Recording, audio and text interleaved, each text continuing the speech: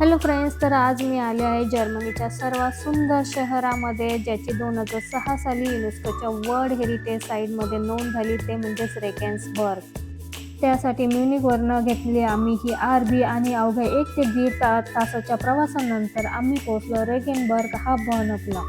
आणि हे आहे रेगेनबर्ग हा बहनप म्हणजेच रेगेनबर्गचं सेंट्रल स्टेशन. आज बाहेरचं वातावरण खूपच छान होतं. मस्त असं सूर्यप्रकाश, स्वच्छ रस्ते आणि हलक्या वाऱ्यांचा स्पर्श, हे सगळं बघताना खूपच छान वाटत होते.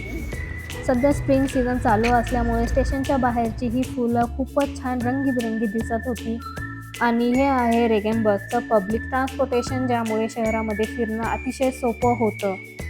परंतु आज रेगेनबर्गचं पब्लिक ट्रान्सपोर्टेशन वापरण्याऐवजी आम्ही ठरवलं प्रत्येक डेस्टिनेशनला पायी चालत जायचं, कारण आज वातावरणही खूप सुंदर होतं आणि छान असा सूर्यप्रकाश होता आणि रस्त्यावरती बिलकुल गर्दी नसल्यामुळे छान असं ह्या एन्व्हायरमेंटचा आम्ही आनंद घेत, सुंदर अशा बिल्डिंग्स बघत आम्ही प्रत्येक डेस्टिनेशनला पायीच व्हिजिट केली.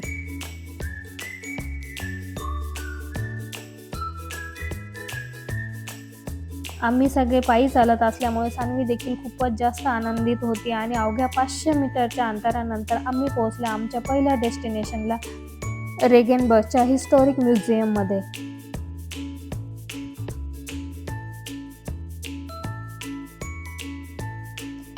म्युझियम बघून झाल्यानंतर आम्ही निघालो आमच्या सेकंड स्पॉटकडे, म्हणजे सेंट पीटर कॅथेड्रल, जे रेगेनबर्गमधलं सर्वात सुंदर असं चर्च आहे.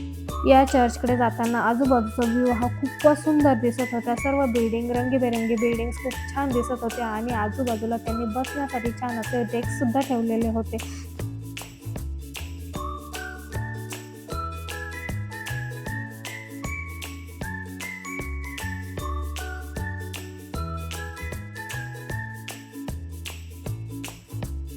आणि हे आहे रेगेनबर्गचं सर्वात प्रसिद्ध ठिकाण, म्हणजे सेंट पीटर कॅथेड्रल. या कॅथेड्रलचं बांधकाम 1273 मध्ये सुरू झालं आणि पूर्ण होण्यासाठी सुमारे 600 वर्ष लागली. या कॅथेड्रलचं मुख्य वैशिष्ट्य म्हणजे उंच मनोरे, सुंदर दगडी नक्षीकाम, रंगीत काचेच्या खिडक्या आणि 13व्या शतकातील काही काचा आजही इथे जतन केलेल्या आहेत. आणि सर्वात महत्त्वाचं म्हणजे या कॅथेड्रलचे जे 2 मुख्य टॉवर्स आहेत ते शहराच्या सर्व भागातून दिसतात.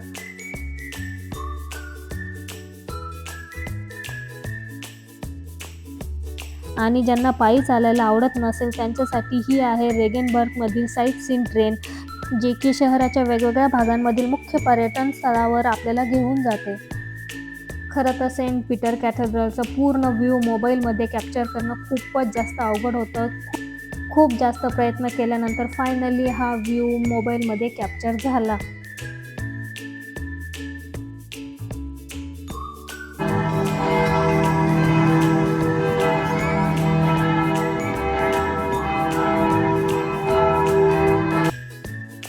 आणि ही आहे कॅथेड्रलची समोरची बाजू आणि ही आहे ती 2 सुंदर मनोरे, जे शहराच्या वेगवेगळ्या भागातून दिसतात.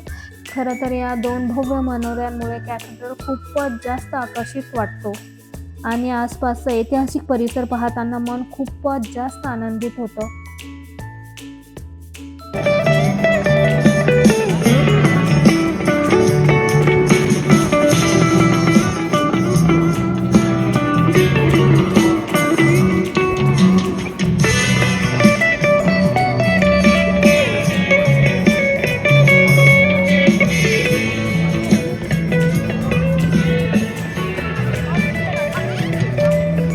आणि अशा स्ट्रीट आर्टिस्टमुळे रेगेनबर्गचा परिसर खूपच जास्त आनंदमय झालेला होता.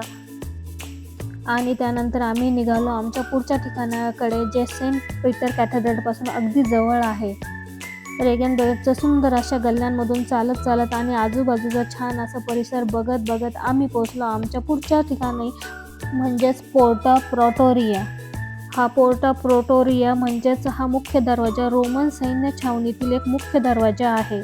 आणि सर्वात महत्त्वाचे म्हणजे ह्या मुख्य दरवाजाचे बांधकाम हे 2ऱ्या शतकातले आहे.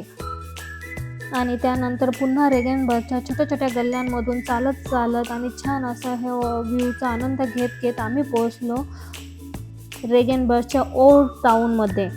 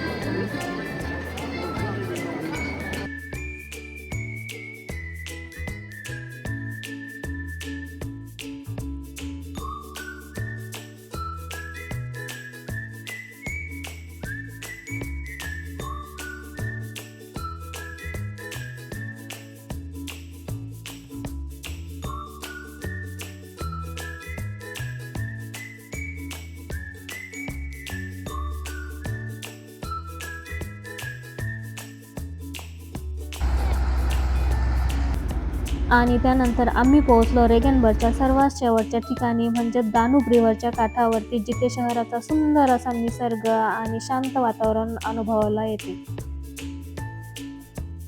हे वातावरण खूपच सुंदर होते. निळेशार पाणी, स्वच्छ किनारा आणि शांत निसर्ग बघताना मन अगदी प्रसन्न होत होतं. आजूबाजूचे लोक नदीच्या काठावर बसून गप्पा मारत होती आणि आपली लाईफ एन्जॉय करत होती. काही प्रायव्हेट बोटवाले देखील येथे बोटिंगचा आनंद घेत होते आणि हे सगळं बघताना मन अगदी प्रसन्न होत होतं. आम्ही देखील नदीच्या किनाऱ्यावर छानसा वेळ घालवला, मस्त पिकनिक केली, खूप छान आनंद घेतला आणि छानसं फोटो सेशन करत आम्ही आमचा पूर्ण दिवस एन्जॉय केला.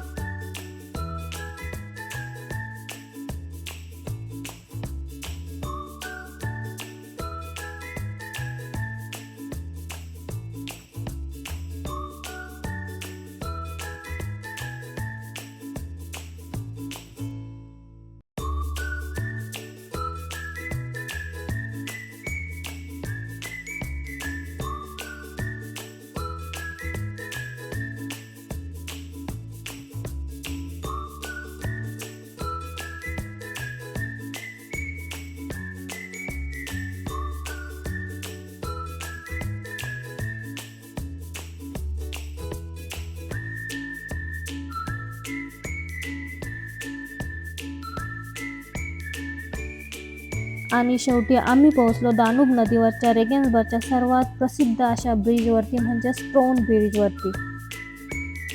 हा दानूब रिव्हरवरचा अतिशय प्राचीन पूल असून त्याचे संपूर्ण बांधकाम हे दगडांनी केलेले आहे. सुमारे 310 मीटरचा हा पूल सध्या वाहतुकीसाठी पूर्णपणे बंद आहे, जो फक्त पायी चालणाऱ्यांसाठीच खुला आहे. त्यामुळे लोक आरामात पुलावरून चालत शहर आणि नदीचे दृश्य अनुभवू शकतात.